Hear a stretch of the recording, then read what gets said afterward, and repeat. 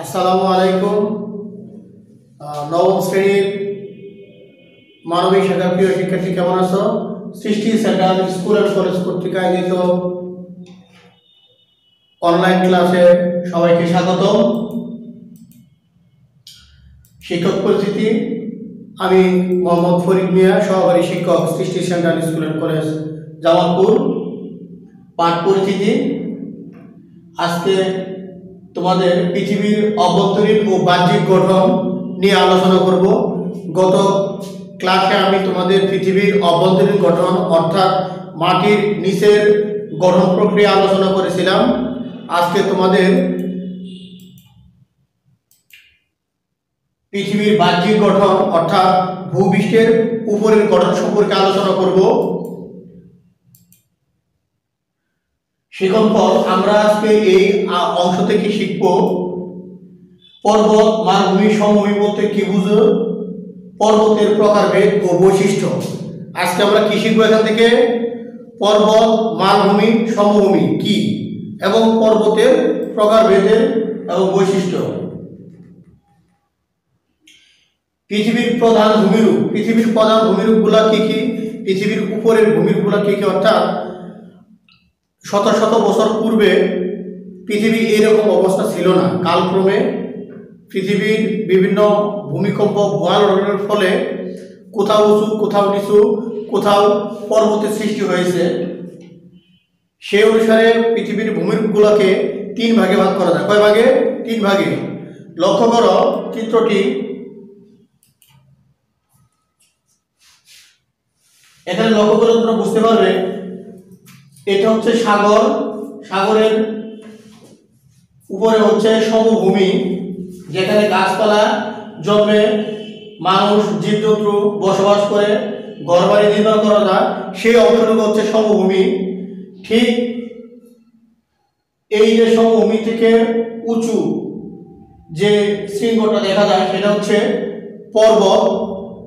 আর পর্বত বা পাহাড়, এই পর্বত বা সমভূমির মাঝে যেটা অবস্থিত সেটা হচ্ছে পর্বত থেকে নিচু, সমভূমি থেকে উঁচু, এই যে অংশটুকু এটা হচ্ছে মালভূমি। তো আমরা এখানে কি শিখলাম? পর্বত, সমভূমি, মালভূমি। এখন খেয়াল করো, সমুদ্র পৃষ্ঠ থেকে অল্প উঁচু মৃদু ঢাল বিশিষ্ট বিস্তৃত সমভূমিকে সমভূমি বলে। এই যে সমুদ্র থেকে অল্প মৃদু ঢাল বিশিষ্ট বিস্তৃত ভূমিকেই সমভূমি বলে। মালভূমি কি? পর্বত থেকে নিচু কিন্তু সমভূমি থেকে উঁচু, খাড়া ঢাল বিশিষ্ট বিস্তৃত সমভূমিকে মালভূমি বলে। মালভূমির উচ্চতা 100 থেকে কয়েক হাজার মিটার হয়ে থাকে।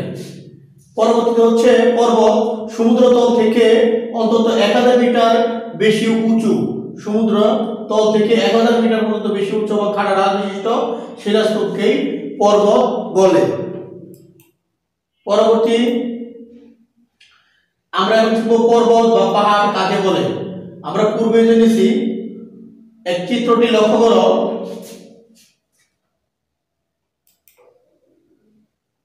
সমুদ্রতল থেকে অন্তত 1000 মিটার বেশি উঁচু সুবিস্তৃত খাড়া ঢাল বিশিষ্ট শিলাস্তূপকে পর্বত বলে। যেমন হিমালয় পর্বত সাধারণত 600 থেকে 1000 মিটারের উঁচু সর্ববিস্তৃত শিলাস্তূপকে পাহাড় বলে। অর্থাৎ এই যে সমুদ্র পৃষ্ঠ এখান থেকে 1000 মিটার, 600 থেকে 1000 মিটার উঁচুকে বলা হয় পাহাড়, আর 600 মিটার থেকে 1000 মিটার উঁচু ভূমিকে বলা হয় পর্বত।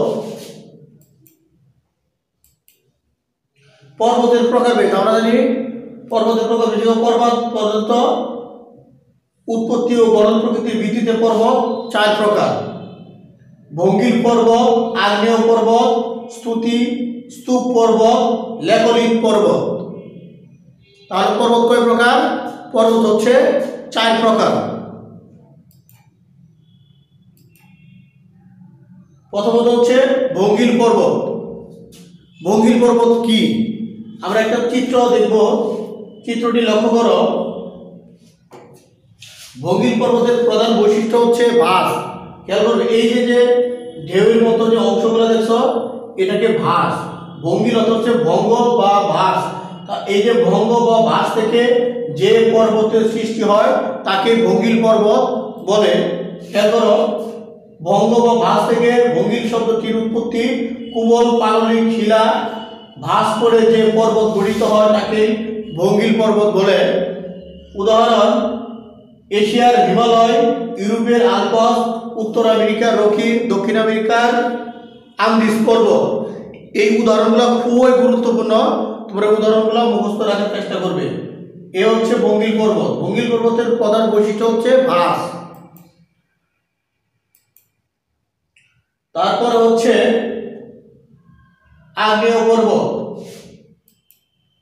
চিত্রটি লক্ষ্য করো, ভলকান মাউন্টেন্স। আগ্নেয় পর্বত হচ্ছে ভূ-অভ্যন্তরের ভূমিকম্প বা ভূয়ালনের ফলে, এই যে ভূয়ালনের ফলে ভূগর্ভস্থ থেকে গলিত লাভা ও শিলা ভূগর্ভ ভূপৃষ্ঠ ভেদ করে উপরে আসে। উপরে আসার পরে সেই অগ্নুৎপাত লাভাগুলা ভূ-অভ্যন্তরে ভূচাকৃতি হয়ে ভূপৃষ্ঠের চারপাশে ছড়িয়ে পড়ে, আর এটাকে বলা হয় আগ্নেয় পর্বত বা পাহাড় বা স্তূপের সৃষ্টি করে। এটি বলা হয় আগ্নেয় পর্বত। অর্থাৎ আগ্নেয় থেকে উদ্গীরিত পদার্থ সঞ্চিত জমাট বেঁধে যে পর্বতের সৃষ্টি করে তাকেই সঞ্চিত বা আগ্নেয় পর্বত বলে। এই পর্বতটি ভূচাকৃতি হয়ে থাকে। ইতালির ভেসুভিয়াস, কেনিয়ার কিলিমাঞ্জারো, জাপানের ফুজিয়ামা, ফিলিপাইনের পিনাটুবা এর উৎকৃষ্ট উদাহরণ।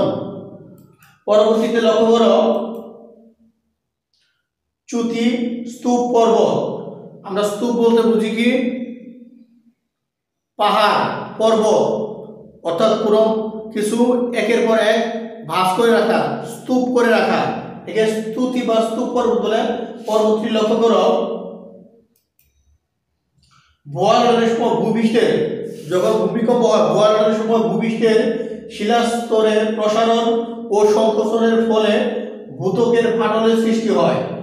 এই যে ফাটল, এই যে ভূত্বকের ভূয়ালনের ফলে ফাটলের সৃষ্টি হয়, কালক্রমে এই ফাটল বরাবর ভূত্বক ক্রমে স্থানচ্যুত হয়। ভূত্বকে এই স্থানচ্যুতি কোথাও উপরের দিকে, এই যে কোথাও উপরের দিকে আর কোথাও নিচের দিকে হয়। চ্যুতির এই উঁচু হওয়ার অংশকেই স্তূপ পর্বত বলে। উদাহরণ: ভারতের বিন্দা, জার্মানির ব্ল্যাক ফরেস্ট, পাকিস্তানের লবণ পর্বত। উদাহরণগুলো লক্ষ্য করো, ভারতের বিন্দা, জার্মানির ব্ল্যাক ফরেস্ট, পাকিস্তানের লবণ পর্বত। 4 নম্বর হচ্ছে ল্যাকোলিথ পর্বত। ল্যাকোলিথ পর্বত চিত্রটি লক্ষ্য করো, ভূ-অভ্যন্তরের অনেক সময় গলিত লাভা, ভস্ম ইত্যাদি নিম্নস্তর থেকে ভূগর্ভস্থ থেকে উপরে ওঠার চেষ্টা করে, কিন্তু ভূগর্ভের উপরে মাটি ভূপৃষ্ঠ শক্ত হওয়ার কারণে ভূপৃষ্ঠের ভেদ করে উপরে উঠতে পারে না। তখন ভূপৃষ্ঠের নিচেই এরকম উঁচু হয়ে গম্বুজাকৃতি ধারণ করে, আর এগুলোকে বলা হয় ল্যাকোলিথ পর্বত। পৃথিবীর মধ্যে থেকে গলিত লাভা কিংবা বিভিন্ন গ্যাসের দ্বারা স্থানান্তরিত হয়ে ভূপৃষ্ঠ বের হয়ে আসার চেষ্টা করে, কিন্তু এগুলো ভূপৃষ্ঠের উপরে না এসে ভূত্বকের নিচে জমাট বেঁধে গম্বুজাকৃতি ধারণ করে, একে ল্যাকোলিথ পর্বত বলে। যেমন আমেরিকা যুক্তরাষ্ট্রের হেনরি পর্বত।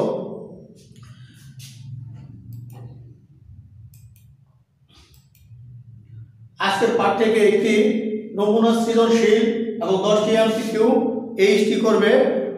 পরবর্তীকে আমার ইনবক্স করবে, আমি দেখে দেব। এই বিষয়ে যদি আরো কোনো সমস্যা থাকে আমাকে ইনবক্স করবে, আমি তোমাদেরকে বিস্তারিত বুঝিয়ে দেওয়ার চেষ্টা করব। ধন্যবাদ সবাইকে। আসসালামু আলাইকুম।